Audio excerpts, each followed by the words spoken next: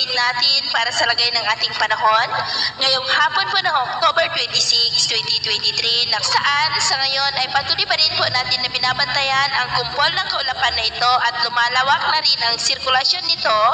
gaya rin yung nakikita at posible po na may mabuo ng LPA dyan anytime. Posible po yan na lalapit dito sa ating kalupaan na magdadala ng mas maulan na panahon sa ilang bahagi ng ating bansa sa susunod na mga araw. Pero sa atin naman pong long range forecast ay wala naman pong bagyo na nakikita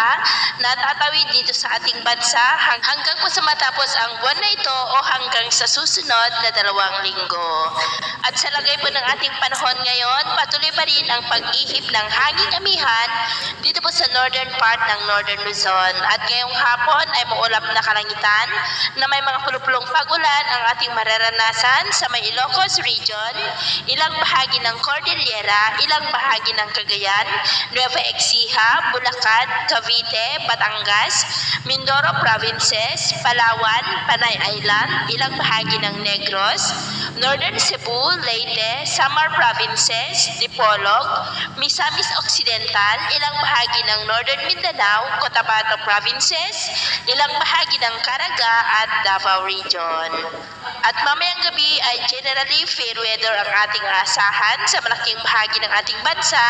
maliban lamang sa mga tsansa ng mga isolated rains, pero sa ilang lugar na lamang po. At sa atin naman po mga baybayin, wala po tayong nakataas na namang gale warning signals, pero iba yung pag-iingat lamang po kung papalaot tayo para mas makaiwas sa mga sakunang